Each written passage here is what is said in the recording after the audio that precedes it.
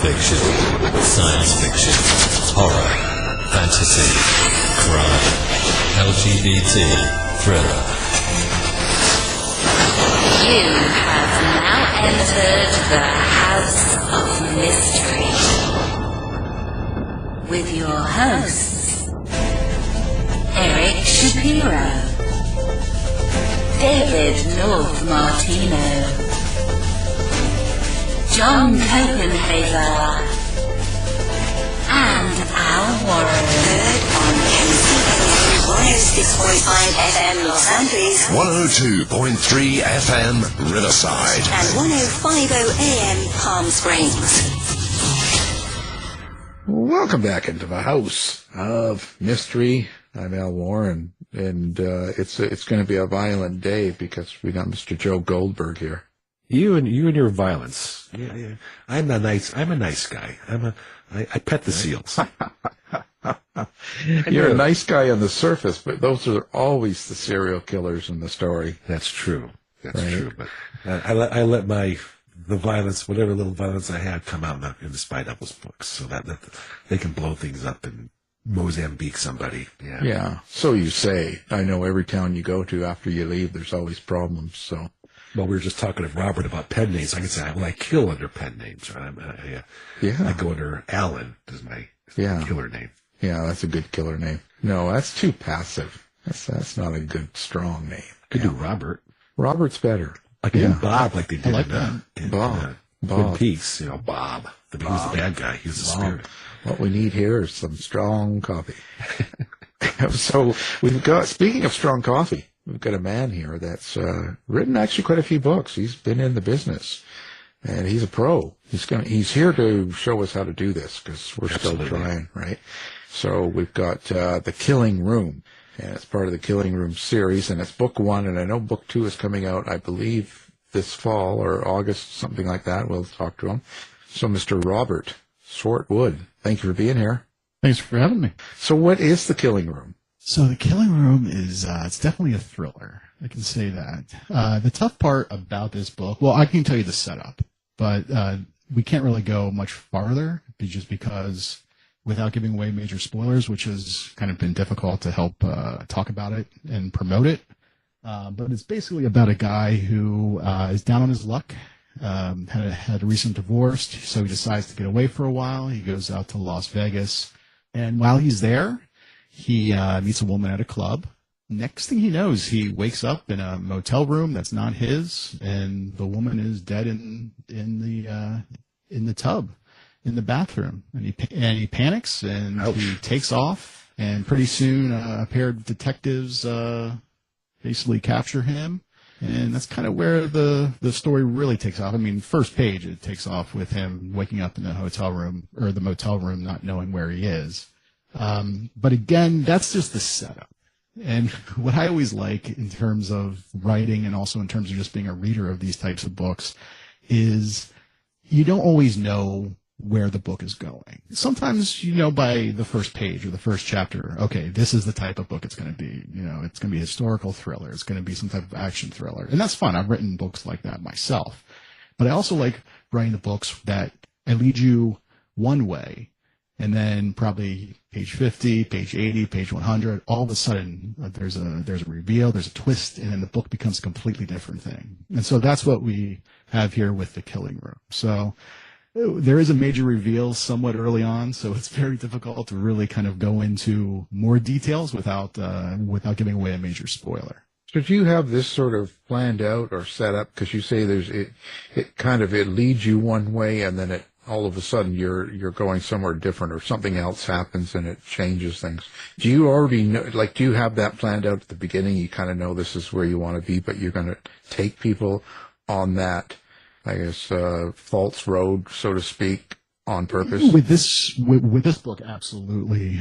Especially now, I've gotten to a place where time is very precious, and there's only so many minutes in a day. So if I'm going to be working on a new project, I often will bounce it off my agent. I will have discussions and basically determining whether or not this is something that's going to be viable.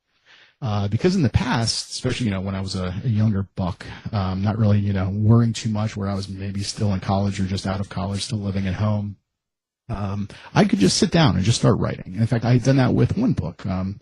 My first draft, I wrote like 90,000 words in 3 weeks because I was just nonstop. And that was one where I just started on chapter 1, having no idea where I was going, and just let the story go. And fortunately, it worked out. I mean, granted, it wasn't perfect from that first draft. The first draft is never perfect. But nowadays, I just can't afford to just sit down and kind of let the words go where they may. I really have to at least have. I don't outline. In fact, I think I heard. I was listening to the interview that Joe had done somewhat recently, or a while back, where he called himself a plantser, which I think is a good term, because I don't really, Plantser. I'm not one to outline. However, there are times where I might have to. In my head, the story is all there, the characters are there, but usually if I'm talking to my agent or something, like, they need more details than just giving 2 or 3 lines. So usually I have to kind of give that set up where I kind of want to go, but that doesn't always mean that the story is obviously going to go in that direction. Last year, I sold a project to Audible for an Audible original under a pen name I did, and to do that, we had to be we had to present an outline. And we had pitched it as a 30,000 word novella. So a couple chapters, an outline, a very detailed outline. And then when we sold it, I sat down to actually start writing it. And I realized, crap, the only way to make this effective was I was going to have to add in a lot of other stuff. Basically, we were going to have to get another point of view to really make the story work. And so I remember asking my editor, how long is too long? Because we were contracted, to just do around 30. And she said, nothing over 70. I said, okay, perfect. Because the book ended up becoming a little over 60. So I wrote double than what we were contracted for. And granted, if you look at the outline that I had done, everything is there. But adding in the extra point of view, it just added more to the suspense, added more to the overall book to really make it work. So it's one of those things where I really don't like to outline, because oftentimes I don't stick with it. I sometimes feel that it's restrictive, but sometimes it's also nice kind of having it as a guide. But yeah, if I can, I like to just sit down and just go.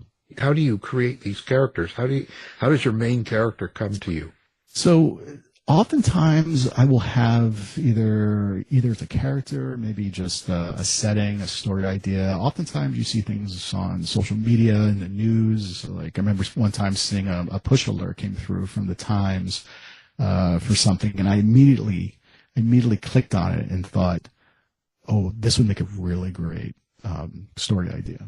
And so oftentimes I'm not one to write down ideas.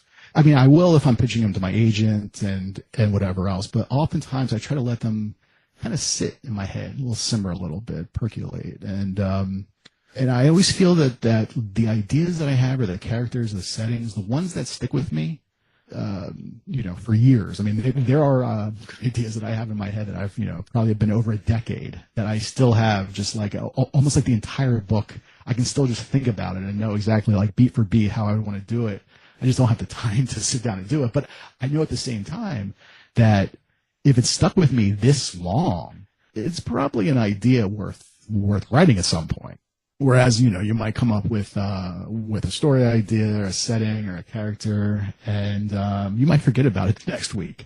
And I always kind of feel like that's almost like my subconscious is kind of doing that, I don't know, kind of like that marketing testing on my, for me. It's basically saying if something's worth it or not. So what's a good book to you? What makes a good book, or what would keep you reading in a book? That's a very good question. It's a difficult question, because I do try to read in a lot of different genres. Obviously, I primarily write thrillers, crime, action, even psychological suspense, but I do try to read, literary stuff. I've even gotten back into trying to read some poetry, just because for the overall descriptive nature. I'm probably more plot focused. So, and I'm not one to really go with my right. I don't want to say flowery, but I like to think what I mean in terms of sometimes you read certain books and just the author paints you just like they put you in the scene, just with a few words, and that's what I always think is the challenge, where you don't want to write too much, but at the same time you don't want to write too little. So it's always finding that balance of showing you a setting, showing you the action, but we're not going too much, where you always then get to that place where the reader starts to skim. And I know that personally, like I will pick up books where I will get into a good chapter or two or three, and then at a certain point, if I feel like I really want to finish this book, I'll just start skimming it. Whereas other books, for whatever reason, I don't know, just the writing or the descriptive nature or something about it, I want to take my time with it. I could probably breeze right through it, but I will find myself maybe putting it down because I don't want it to end. And that's, I don't want to say it happens all the time. It is rare for that to happen. But what specifically is the thing? It's always difficult. It's probably different for you and for Joe. What captures you? Probably each of you probably have your all-time favorite book. I'm sure I do too. Although off the top of my head, I can't even think of what my all-time favorite book would be. But and that's the beautiful part about just everyone's different. Everyone has different things that really stick out to them. Yeah. Well, I got a lot of questions. Let me ask one. Yeah, I know. Well, let me go back to Al's question about characters. Do you have the ideas first, or do you have a character first and say, do you put this person in a situation, or do you have the situation and say, okay, let me put some people in this crazy situation? Which comes first? I would have to say it varies project by project. In terms of The Killing Room, for me, it was the idea of just a businessman waking up, somewhere that is unfamiliar with him, and then finding somebody dead in the next room. Now, I will say I'd had this idea a long time ago, and this was before Christopher, the last name escaping me, but he wrote The Flight Attendant. And I remember when the Flight Attendant came out, thinking, okay, crap. All right, there goes my idea, because his idea is about this flight attendant who is in another country. She goes out with this guy, wakes up, and he's dead. And sometimes, with books and writing, it is often who gets there first. But then I actually read the book, and it was completely different. Besides that setup in the very first chapter is completely different direction. And so I felt pretty confident that I could continue with what I did. But oftentimes I have that set piece, that idea of where I want to go with it. And then, so The Killing Room takes place in Las Vegas. Now, I knew the setup was going to be him waking up in this motel and, again, finding a dead woman in the bathtub. Initially, I thought maybe I could set this in some Caribbean paradise place. Maybe in the Bermuda or something like that. Had I done that, there would definitely have been certain aspects of the story that probably would have stayed the same, but it also would have been a completely different story, because I set this one, The Killing Room is set in Vegas. And so I was able to really use that setting, because then you find out, again, after we get to certain reveals and the book goes on, the character was able to go different places where he would not have been able to do had it been set on some remote island. So it definitely lucked out, at least in that respect. Is setting important to you? Is it a character? Sometimes I think setting, yes and no. I mean, setting, I think, should be just as important as the characters. Obviously, you will set your story, or at least for me, I will set my story in a certain place because it has to be set in that place. There are times where you might read, like a murder mystery. And the murder mystery could take place in New York City, could take place in Baltimore, could take place in Los Angeles. Ultimately, probably the overall story is not going to change. And that does happen. Some books will have that happen, and that's fine. But I have found, at least for me, if I set it in Baltimore, I will use Baltimore. Or I will use certain aspects, like even the follow-up to The Killing Room. Much of that takes place in Washington, D.C. So I used Washington, D.C. and the surrounding areas to my advantage. So it really did play in. It became just as important as the characters. Now, granted, sometimes you do have a setting which for whatever reason, I'm just trying to think off the top of my head, is like, what's a book that has a really, huge setting that basically the book would not take place, the book would not work if it was not set in that region or that city or wherever else. And of course, I'm completely blanking right now. Which one?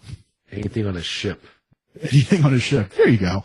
But, yeah, I mean, oftentimes I think, and I don't know, maybe it sounds a little corny because we get into like writing workshops here, but characters are the main thing. They're the main driving force. Without a character who has purpose, I don't think you have a very effective story. So if you don't have those strong characters, or at least those interesting characters, and that's another thing too. Sometimes you'll always get people who will say, "Oh, this character is not very interesting," or "This character is not very likable." I don't think characters have to be likable. I've never understood this idea that characters have to be likable. I just feel that you have to at least understand where those characters are coming from. I mean, think about it too. A lot of villains are a lot of people remember villains. A lot of people like villains. I mean, think about everyone. Have you guys either read Watchmen or seen the movie? I mean, people love RoR Shack, but RoR Shack is an awful human being. But for whatever reason, he has this like cult following, which is funny. Is when they did the TV spinoff, RoR Shack kind of had this like cult following, which was not some great people basically were using him as a role model. But regardless, he's not a good guy, and yet for whatever reason, people love him. And so, and that's the same idea. I mean, again, he's not likable, but so I never really feel like you need to have likable characters. I just feel like you need to have characters that again have a purpose. And you don't necessarily even have to relate to them. I mean, I don't think hopefully people are not relating to serial killers. They're not relating to Hannibal Lecter, but at least they understand. That's on. I say Hannibal Lecter. Yeah, but that's at least they understand. They understand, I guess, in a way, his purpose, like what his motivation is. And hopefully they don't agree with it, but at the same time, he's not just this, the stick figure on a page. But why do you pick certain characters, or do you think about it like you say the businessman here wakes up in a strange hotel with the woman's dead in his bathtub? Like, that's an unusual setting. Where does that come from for you? Are you thinking businessman, why couldn't it be a cop, or why couldn't it be a doctor? Like, is there a particular method to your madness in how you do this, or did you wake up in a hotel with a dead woman in your tub? Not that I remember, but of course I probably would have if I got knocked out. I would say, at least in this instance, again, it's very difficult to read about this book without giving too much away. But there is a reason why he was a businessman. In fact, I think initially I had his occupation a little bit different. But then it becomes one of these things. And that's one of those things that I always think about, especially when I'm writing books. I don't know how it is for either of you guys, but I'm constantly asking why. Like, why is this character acting the way he's acting? Why is he making these decisions? Again, why is he this? Why does he have this occupation? And I always feel like if I can continue as the author answering that question, that's good. And it doesn't always necessarily have to be, the answer does not necessarily always have to be on the page. But if you get to a place where you might say, why is this character still running? Why is he not calling the police? Why is he not doing this or this? And if there's no valid answer, and the answer is just, well, I want to write a 300-word or a 300-page book, but I'm only about 150 pages in, so I have to keep the book going. Like that, I don't think that's a valid answer. The answer should just always be what is best for the story. And so, again, going back to that idea of being a planter, I oftentimes have. Have you guys ever heard of? I think Harlan Coben had said that with him, it's like he's taking a cross country trip. He knows where he's starting. He has an idea where he's going to end up. He's going to start in Jersey. He's going to go to California. He has a general idea of the route he's going to take, but of course he doesn't know what's going to happen along the way. He doesn't know who he's going to meet. He doesn't know if there's going to be detours or anything along those lines. So And oftentimes, when he gets to California, he might end up actually in a different place. He might end up close to where he thought he was going to go. So oftentimes that's kind of how it happens with me. I might have that idea or these characters, but then things change halfway through, which I always love. I always love I always feel as a writer, if I'm surprised by what the characters do, by where the story goes, then fingers crossed, readers will be doubly surprised. Of course, then you're always going to have some readers who'd be like, oh, I saw this coming a mile away. It's like, how? I didn't even see it coming. Yeah. Yeah. And so when you look back at this, like you've gone through this book and now you've got, you're obviously working on book 2 or maybe even done. When you're going through this whole period of time and you're working through the characters and the changes and stuff like that, does it lead your life? Like how does it change your life in some ways? I mean, I often get less sleep, especially when I'm down in on it. I mean, actually, I am working on copy edits right now for book 2. They are due, shortly, and I do find myself, just kind of chugging some Red Bulls whenever I can because I don't drink coffee, and probably Red Bulls aren't good for me either. But I need just some type of caffeine because they are long nights.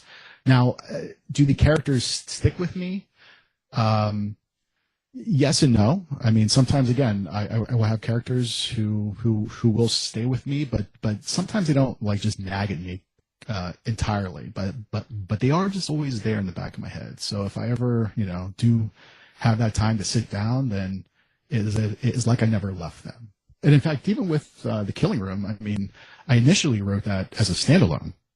Because I have written some series in the past. I know, Joe, you have a series. I like series, but at the same time, I like standalones just because I like doing brand new characters, a brand new story. But sometimes with a series, you kind of get stuck in it. You get the readers who really like it, which is great, but at the same time, you just kind of I always feel like the pressure just starts building because there was the expectation to go up book by book by book. But in this one, as I was writing it, I realized, okay, there's more for this main character to do. There's more to his story, and so that's what it led into to the second book. Well, you've kind of led into my questions because I know exactly what you're doing saying about the series thing. And my next book is not in this series. It may be a standalone. Maybe it would be exactly like yours. And someone will say, oh, we should have another book like this, getting away from the espionage, which everybody knows I ask questions that only help me out. So let me ask the question on, you've written a lot of different styles, okay, novellas, and you mentioned historical thrillers, Robert. How do you do that? I mean, how do you flip styles, short, long? What do you like about those? And sort of kind of like why? Because so I'm kind of known in my little box. I don't want to build my box. And hoping it's the right thing to do. So why so many types? The short answer is I have no idea. I just like writing in general. And a lot of my early stuff has been self-published because I've been doing this for a long time. I mean, in middle school was when I read my very first Stephen King novel, and I knew I was like, that's what I want to do with my life. I want to be a writer. So I mean, in middle school that became my goal to do. So I think I wrote my first novel when I was, and because of Stephen King, a lot of my earlier stuff was more horror, supernatural. So like my first couple books were more horror, supernatural, but I always kind of leaned more towards thriller, towards crime, towards action. But at the same time, I do enjoy literary stuff. So there are times where, I mean, I had written one novel, which was probably my only quote unquote literary novel, but that even has a few maybe crime. I mean, well, sometimes it just comes down to marketing. I mean, look at a book like No Country for Old Men by Cormac McCarthy. That is a straight up crime novel, but it's marketed as literary because of the author. So sometimes that happens too. And what I found the really annoying part is, especially when you're dealing with publishing, they want to put you into categories. And that's why, and again, that's why I do write under a pen name. I write action, crime, thrillers under my name, and then I'll do these psychological suspense under a pen name, which quite honestly, you think about it, they're all the same types of books. They're all essentially thrillers. But again, publishers like to, categorize things differently, which that's how the business is. But for me, I just like writing. I just like writing what I like to write. It's I don't like to be stuck in that box. I mean, there are some things. Even I have one idea I'd love to do, which is even more sci-fi.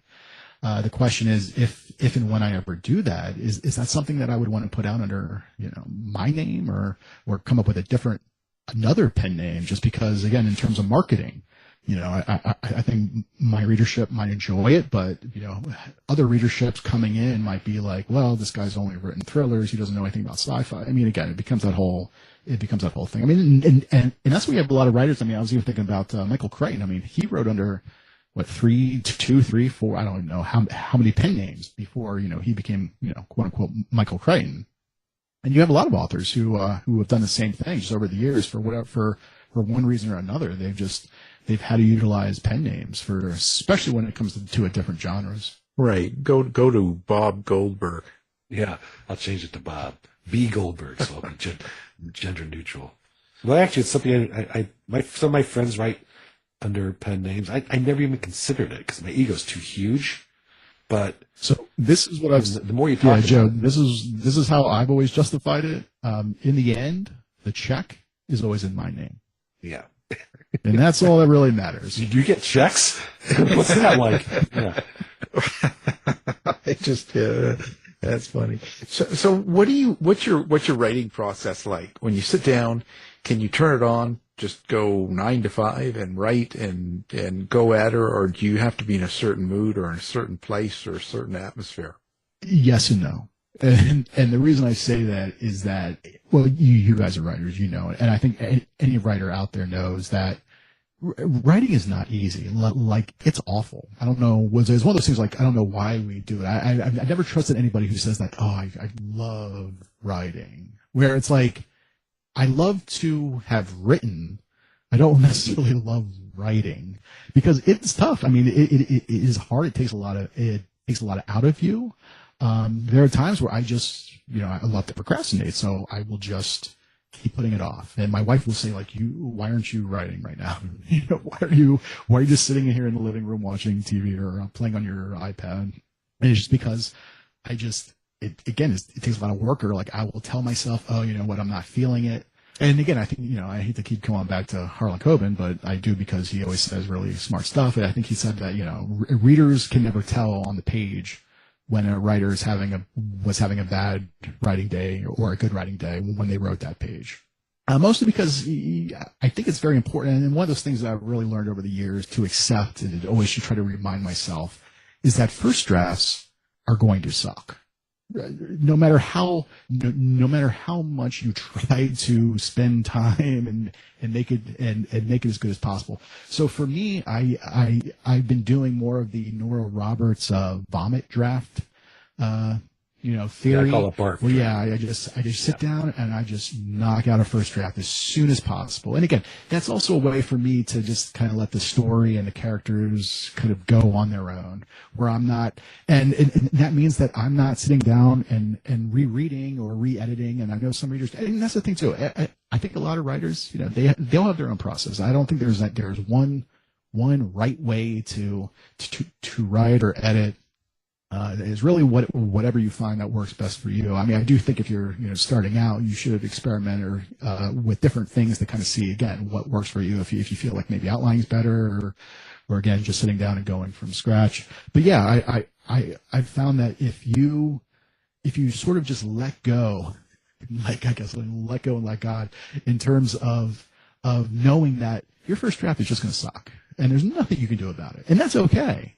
Then that eases the pressure a little bit because I mean, even again, I would love for my first draft to be perfect. So when I'm done and I send it to my agent or I have other people look it over, it's like, we don't have to do anything. Because even when I go through then a manuscript and I just actually finished the first draft of a book the other night. And again, I'm doing copy edits now for another book, so I'm going to let it sit for, probably a week or two, which quite honestly, I would love to write a first draft and let it sit for a couple months before I would come back to it so I can be really fresh. But, realistically, that's not going to happen. But when I do go back through it, I'm going to go back through it. It's going to be cleaning it up. And then, and then before I even send it to anybody else, I'll probably put it on my Kindle and I'll read it from that point of view. As like a reader, and then I'll make changes there. And by the time I go to my agent, there's still going to be things that she'll probably come back with, notes and edits, and I'll look at it and be like, oh yeah, okay, of course that makes sense. And I always thought that I think there was Walter Mosley had said something along the lines of how he'll always be just like working on a book. He'll always be just rewriting it, revising it, revising. And then when he gets to a place where he can't rewrite or revise it anymore, then it's done. And that's kind of like how it comes here. Of course, then if you're ever on deadline, usually it's done whenever the deadline is due, and you have to turn it in, and then it goes to the press, and it's kind of like, and then it's really out of your hands. Well, you've mentioned several times a question I sometimes ask. You mentioned the readers. How much do you consider the reader as you're writing? A little bit more than I probably did in the past. There had been times where one of my early books, and the book that's published now has changed, but when I got my first agent right out of college, I had written this one thriller, and I wanted to go against the grain, which is so dumb. But basically, I had this setup where, and it was actually very similar to The Killing Room, and basically this guy, he lives in California, he lives in Pennsylvania with his wife and daughter, and then he goes to bed one night, and then the next night he wakes up in California, and then his wife and daughter have been taken, and he needs to basically kind of get them back. And what happened was, at the end of the book, he gets there too late, and his wife and daughter are dead. And I thought, like, okay, this is good. There's always these happy endings, or these, I want to go against that. And my agent at the time, to his credit, did shop it around that way. But I remember we had gotten feedback from one editor and a publisher, and again, it was the story of my life. The editor supposedly loved the book, but just didn't think it was right for that house. But she had told him, like, you can't kill off the wife and the daughter. The reader's going to kill you. They're going to go through this entire book, and then they're going to get to the end, and it's going to be this huge downer. And I mean, again, at the time, I just was like, I don't know what I was thinking. It was one of those things that nowadays, people, they're reading to escape. They're reading to get away from, crappy life. And so to then just, compound that and just add on top of that, it's not fair. It's not right. I don't know. It's just readers want to be entertained. They're reading because they want to get away. And so I do want to make sure that whatever I'm doing is going to be entertaining. And every writer is going to say that. It's really hard to say, because at the same time, when I'm in, when I'm in the midst of it, when I'm really, deep into a draft, I'm mostly just trying to entertain myself. I'm just trying to, is this a book that I would not skim? Is this a book where, I would definitely enjoy it? But I guess in the back of my head, I am still having, the reader in mind, because I definitely want to have them. I don't want to waste their time. I mean, that's what it really comes down to. Whether or not they listen to the book, as an audiobook, I don't want to waste those hours, or if they're sitting down on a Kindle or a paperback, hardcover, whatever, they are taking time out of their day. They worked, they worked a whole day at work. Maybe they were dealing with kids or whatever. And, and especially nowadays, it's not like in the old days where there wasn't tablets and smartphones and video games. I mean, people, all they really had to do was just read a book or listen to the radio. but now there's fewer and fewer people reading. So it's really just, if people are going to take that time and read my book or listen to my book, I want to make sure it's worth it to them. I want to make sure that they come away glad that they spent those several hours of their life basically dedicating it to reading one of my stuff. So I definitely always have that in the back of my head. Absolutely. I definitely want to make sure that it pays off for them. And I like to think that for the most part it does. Every once in a while, you look at some Amazon reviews, well, you'll say it's always the worst thing that they've ever read, which I always find impressive. I mean, if I've truly written something that is the worst thing you've ever read, you know what? It's what I find funny about it is it's always concerning to me if someone reads something and they are completely indifferent, where it means nothing to them. But if they read one of my books and for whatever reason they have that emotional response that it makes them angry for whatever reason, I mean, I really hope it doesn't, but for whatever, you know what I mean? Like, I feel like something in there was done somewhat effectively, I guess, to like at least get that emotional response from them. Oh, totally. It makes my nipples hard when I do that. There's nothing more exciting than upsetting someone. The emotion is usually the person that's writing it anyway. Like when they're writing a terrible review, it's something they're going through that they relate to how you wrote something. Do you know what I mean?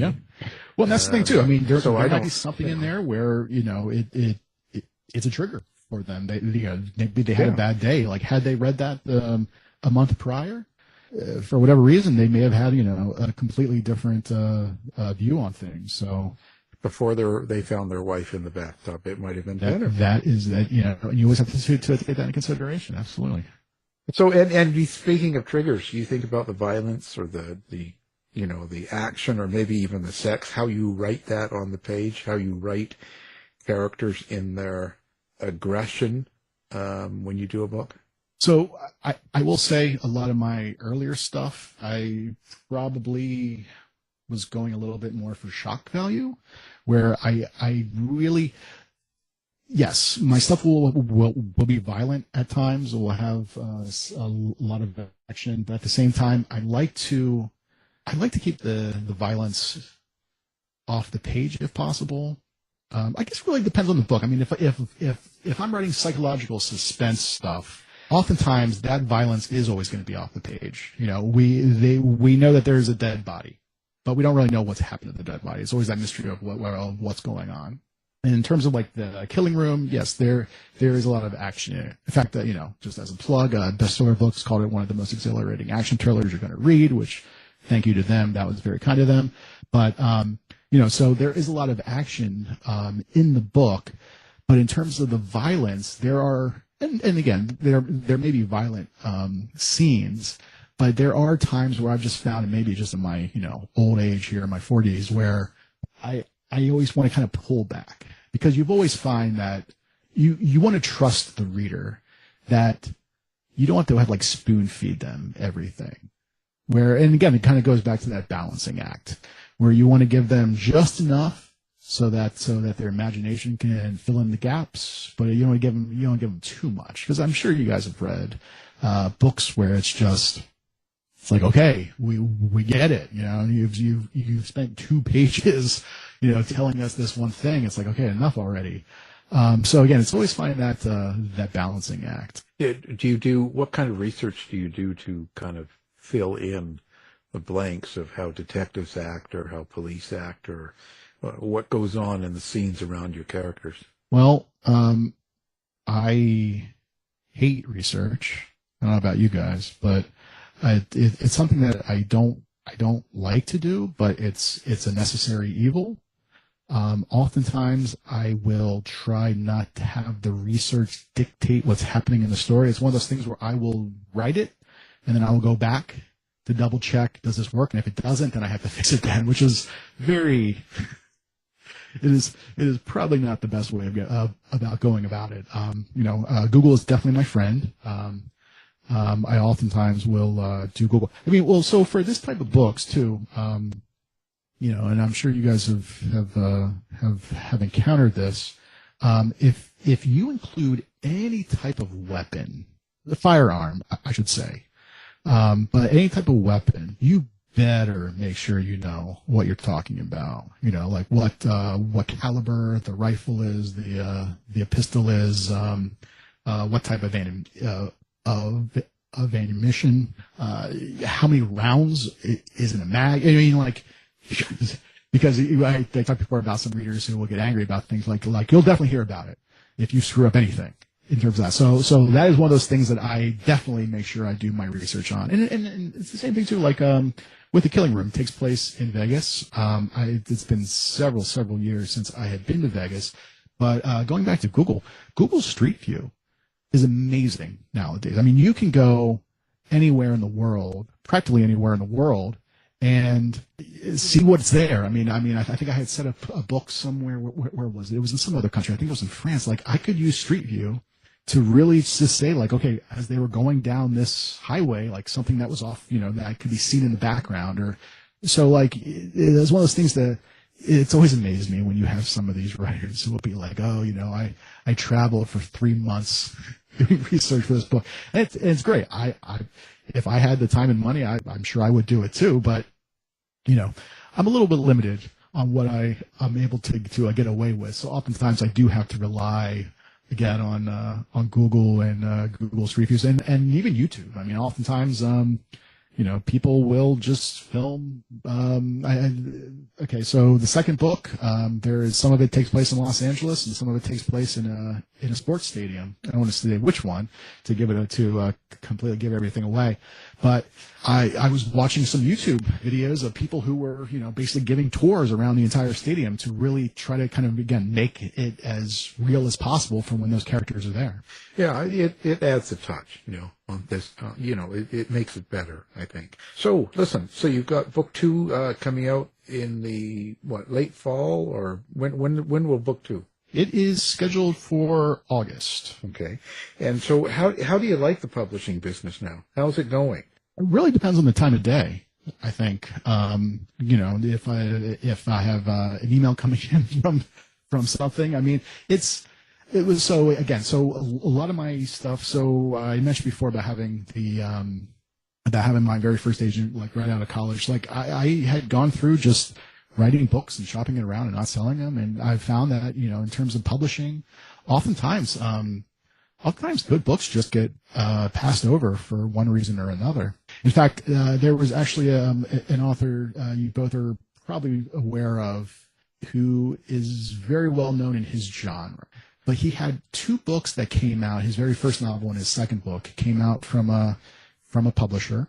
Publisher did not really do any type of promotion. The books did not sell at all. And then he went and wrote a different type of novel, shopped it around, had a lot of interest from editors. His agent thought at the time, okay, great, we're going to have an auction here. Ultimately, no one put in any offers because of, again, the track record from his first 2 books. Fortunately, on a second round of submissions, one editor, because sometimes when it comes down to it, it only really takes one editor really pushed to have that book. It became a breakout for him, and now he is, and again, in his genre, very, very well known. He won a lot of awards. He's had a big movie made into one of his books. I mean, and then so it's just that's just the thing about the publishing. Like, had that one editor not made an offer, and ultimately no one. I mean, who knows what would have happened with his career? And he's a great writer. He's written a lot of great books, but again, it's a very fickle and frustrating business. But again, it is the business, and even with self-publishing, so some of my stuff I do with self-publishing, and there is that freedom there, but at the same time, it's just really getting your books out there, getting them, basically making readers aware the book exists. I mean, that's always the biggest challenge. And it's the same thing for any type of arts. I mean, if you're a painter, if you're a musician, if you're an actor, it's just getting people to just be aware that you even exist. And then when they do, hopefully they take the time to see your movie, listen to your music, read your book, and they like it, and hopefully, seek you out to read or, see more, listen. Come see me dance or whatever, Yeah, absolutely. Oh, dancing. Yeah, absolutely. sometimes I just don't get the crowd. Social media, website, hookup apps. Like, where do people find Robert? Like, where are your readers going to find you? So I used to love Twitter, and I still call it Twitter. Probably not as active on there as much as I had been before, although I still, I can't give it up for whatever reason, even though what the site's become.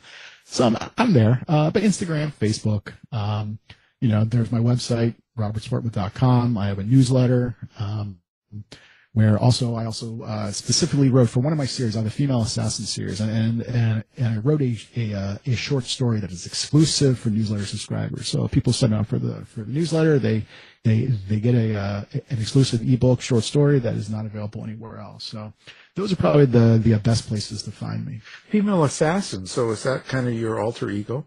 No, that came about because my wife, for my first couple books, had just made a comment where she's like, like a lot of all your main characters are always men, and I was like, yeah, that's true. I mean, I'm a guy. that usually how is kind of how it went, but and for whatever reason, I had this idea about doing this female assassin series, and again, readers who have read it seem to really dig it, and it's one of those series too that I have a lot more ideas for future books. Again, it's just time is precious, and then what happens is fortunately I've been able to be under contract for different projects, so those have to take precedent. But I definitely want to get back into them. I really like them. I mean, they're just pure action and just a straight up thriller. So that's always fun to do. But and I guess that's a question too. I mean, because again, under my pen name, I write more. The main characters are more, female led. Oftentimes they're female protagonists. And going back to one of your previous questions, like when I'm writing those types of books, it's not like there's at least that I'm not aware of. There's not a switch that I manually have to flick to get into that headspace. I just get into that headspace. I mean, even the same thing too. Even in the Killing Room and in the follow-up, I mean, I will have some secondary characters from a female point of view, and I don't know. I just am able to just kind of seamlessly kind of get into that mind space. I don't know why. I don't know if it's just because as much reading as I do or what it is, but and I know that some readers, or I'm sorry, some writers might struggle to find themselves writing from one point of view or other, and I think it just becomes from I've just been doing it so long that so much that I practice. Again, it's just that idea of just writing. I hate to use the analogy, but it is kind of like riding a bike or like running for a marathon. Just you have to practice. You have to just keep doing it. You have to build up to doing it. In fact, there are times where again. Writing's not fun. At least for me, it is work. And there are times where I just kind of feel like I just don't have it in me. I just don't think I can do this. But I'll sit down and be like, oh, you know what? I'll write maybe a couple paragraphs, and then next thing I know, I've written 2,000 words, or I've written a chapter. It's just really just kind of pushing yourself, because it is work. It is. I mean, especially if you want to make a career out of it. I mean, it is. You have to. Again, it goes. Yeah, it's like a 9 to 5. I mean, you have to. You have to put in the time. You have to put in the hours, and you have to. Yeah, you have to treat it like a job. Oh, for sure. Yeah, it's a discipline. You have to keep it going. Very few are lucky enough to just be able to write and be a star and be able to do it like Joe. Yes, of course. I'm so well known and so successful. I just think it and it ends up on the page. Not quite. In fact, just before we came on the air, I was just starting to bang out a few pair of chapters, and I'm now sentences. I'm in that point that I just talked to Bart Graney. It's like I'm in the, as I call it, barf draft. I'm in the barfy part of the barf draft. It's just the first 2,000, 20,000 words. Yeah, great idea. And it's like, oh man, what was I thinking? Where am I going? Somebody help me. And hoping to get to that point where it finishes off. Gotta sit down. Well, for me, I always get worried if I'm working on something and I feel very confident about it. I always feel like if I'm at a place where I'm thinking oh God, this is awful. I don't think I was going to read that. And then later when I go back through it and be like, okay, yeah, this isn't as bad as I thought it was going to be. I don't know. It's just that a constant self-doubt. Of course there are times when, at the same time, then it just might also be awful too. But, thanks. But, cause I think that's important too, where you can, kind of recognize that you're wasting your time or that you're not, He's trying to let you down easy, Joe. You know when to stop. I know exactly what he's saying. Yeah, he's giving it to you subtly. There's time. Anyway. Well, it's been a great conversation. We're glad you came on. And, of course, everyone go out and get his book. Absolutely. Thank you both for having me on. The Killing Room. Got some notes. Yeah, got lots of notes. Now Joe's going to be... I'm stealing. Well, the pen name thing is I hadn't really thought about it that deeply. And a few other things you said I got underlined and circled here. So yeah, I'm changing. So. Yeah, there you go. See, we know where we're going. Robert Swartwood, thank you for being here. Thank you again, guys. You've been listening to the House of Mystery radio show. To find out more about our guests, hosts, or shows, go to www.houseofmystery.com. Show's over for now. Was it as good for you as it was for me? Well, good night. This has been a production of Something Weird Media. I'll be back.